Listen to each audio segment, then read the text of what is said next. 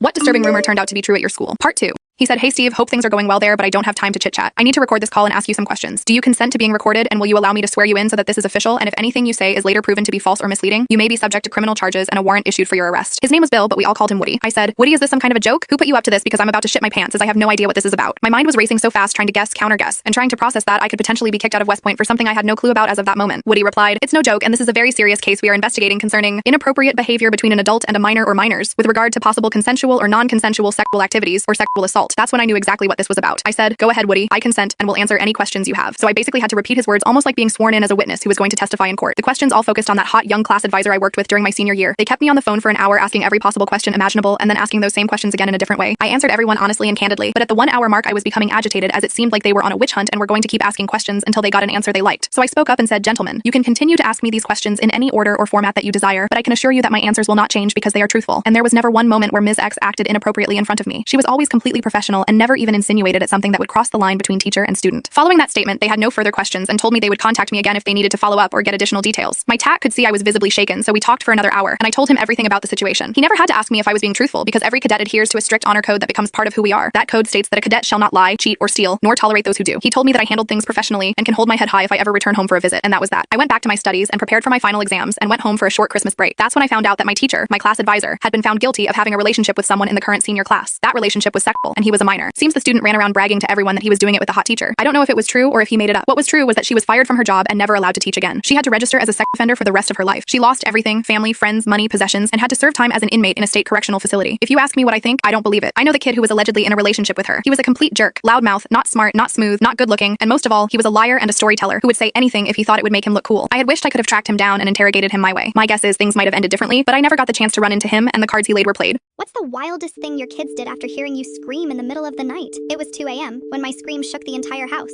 I sat up in bed, drenched in sweat. In my dream, my husband was cheating on me and then turned into some monster who lunged at me. I yelled so loud, I'm pretty sure the neighbor's dog started barking. Within 30 seconds, my son Johnny stormed into the room, holding his baseball bat like he was about to fight off a home invasion. My daughter Mia marched in behind him, gripping her stuffed unicorn like it was a medieval weapon. And then came Grandpa, in plaid pajamas, clutching his phone in one hand and a slipper in the other like he was dual-wielding weapons. "Who touched her?" my son shouted, aiming the bat directly at my husband, who was still half asleep, blinking at everyone. My daughter chimed in, "Yeah, Daddy, did you hurt Mommy?" Grandpa didn't even hesitate. He started dialing 911 while glaring at my husband like he was on Dateline. "Don't you worry, sweetheart, we're putting him away tonight," he said. My husband sat up, panicked, yelling, "What? I didn't do anything." And then the worst bomb dropped. My son asked, "Mom, did Dad hit you?" Grandpa gasped like he was watching a soap opera finale. My daughter started crying and threw her unicorn at my husband's face. Meanwhile, my poor husband was just sitting there in boxers, dodging stuffed animals, shouting, "It was a dream, wasn't it?" I had to wave my arms like a referee stopping a street fight. "Stop! It was just a nightmare. Nobody hurt me," I yelled. Everyone froze. My son lowered the bat slowly, but he still looked suspicious. My daughter muttered, "Dreams are just practice for real life."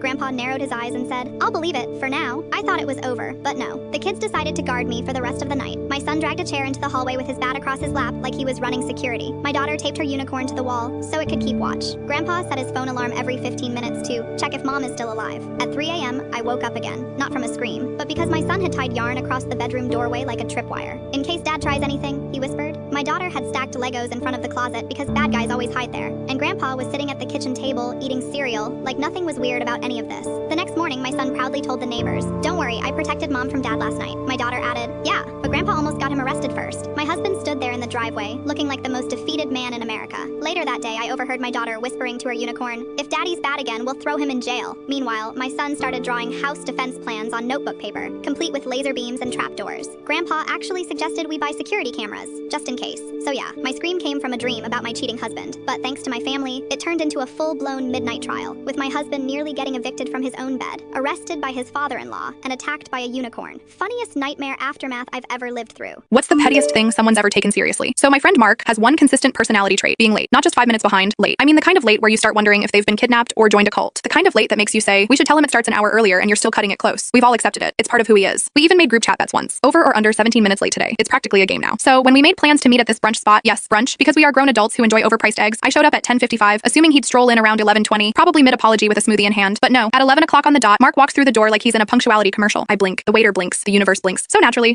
I say, "Wow, early for once." 3 words, not yelled, not sarcastic, just stated. Like like a news headline. Mark freezes mid-step like I just slapped his grandma. He sits down, looks at me and goes, "You didn't have to say that." I laugh, thinking he's joking. He's not joking. He says, "I'm trying to improve and now I feel judged." Sir, it was a comment, not a TED Talk. I say, "It's just funny. You're usually late. It's not a crime." He says, "Yeah, well, people can change, you know?" Okay, Gandhi. Sorry for acknowledging your evolution. We eat brunch. It's weirdly silent. I keep trying to make conversation like, "These eggs are good, right?" And he just nods like I insulted his lineage. After the meal, he says, "I think I'm gonna head out." I go, "Cool. See you Friday?" He says, "Yeah, maybe. What is this, a breakup?" I watch him leave, thinking he just needs to cool off. Nope. Man goes full radio silence. Doesn't reply in the group chat. Doesn't like any memes. Nothing. I text him 3 days later. "You okay?" No response. Another day passes. I send, "If this is still about the early comment, blink twice." Nothing. Then someone else in the group posts a photo of Mark hanging out with new people. Strangers. Like a betrayal montage. One guy in the photo is wearing Crocs with socks. That's how I know Mark's spiraling. Finally, he texts back. One sentence. "I just didn't appreciate being called out in front of others. Mark, there were 2 waiters and a ficus. No one else was even listening, but fine, I apologize." I say, "I'm sorry. I didn't mean to upset you. I was just surprised." "You were on time. It was impressive." You know what he says? "Thanks. I was." And I left the house early too, but it doesn't matter now. "Sir, you sound like you just survived a betrayal in a historical drama." At this point, I'm done groveling. I send one final message. "Okay, but for real, do you want brunch again Friday?" He replies, "As long as you don't bring shame to my punctuality." "Mark, it's brunch, not the Olympics. We meet up again." He shows up 12 minutes late. I say nothing, but I did take a photo of the timestamp and sent it to the group chat later titled, "Nature is Healing." Now here's where things go from petty to positively Shakespearean. 2 days after radio silence, one of our mutual friends, Jake, texts me, "Dude, what did you say to Mark?" I reply, "I told him he was early." Jake replies, "Oh yeah, that'll do it. That'll do it." Apparently Mark had been texting the group privately, saying things like, "It's hard trying to grow when people only see who you were, and punctuality is personal." I didn't realize I was dating this man. I just wanted eggs and vibes. Another friend, Mia, tries to smooth it over by starting a group poll called, "Was the comment rude?" 4 votes for no, 1 abstain. Mark left the poll. Then the group chat devolves into a full-blown analysis. He's clearly projecting. Wait, does this mean he won't come to game night? By Thursday, someone posts a meme of a digital clock that says, "Mark's arrival time unknown." No response from him. I decide to make peace. Again, I send Mark a text that says, "Hey, if me being surprised you arrived like a functioning adult felt like an attack, I'm sorry. Next time, I'll act like you've been early since birth." No response. Instead, he changes his Instagram bio to, "Growth is silent." Mark, he's now acting like he's in a breakup album rollout. At this point, I've been ghosted over a punctuality joke. So I do what any normal person would do. I write a full timeline of the incident and send it to the group chat. Day 0. Mark arrives on time. Miracle. Day 0. Minute 1. I acknowledge reality. Tragedy. Day 1. Mark retreats into emotional bunker. Day 3. Mark joins new brunch friend group with loose footwear morals. Day 5. I begin crafting this documentary. Eventually, Mark breaks the silence with a text that says, "I think I'm ready to talk. We were never fighting. We meet up at a coffee shop." He sits down like we're mediating a custody battle. I half expect a therapist to join us. He says, "I just want to be seen for who I'm becoming." I go, "Then don't be late to that version of yourself either." We both laugh, kind of. By the end of the coffee, things are normal again, until the barista calls my name and says, "Wow, early for once." Mark freezes. I nearly choke on my scone. He slowly turns to me and says, "Did you pay them to say that?" I say no, but now I wish I had. To this day, anytime someone arrives early, no one says a word. I say, "Don't you dare." I don't say a word, but I do raise one eyebrow just high enough to make him twitch. Some people need validation. Others need Wi-Fi. Mark, he needs complete silence and a safe space to arrive at exactly 11:02 a.m. And honestly, I respect it. But I'm still printing that brunch receipt with the timestamp and framing it.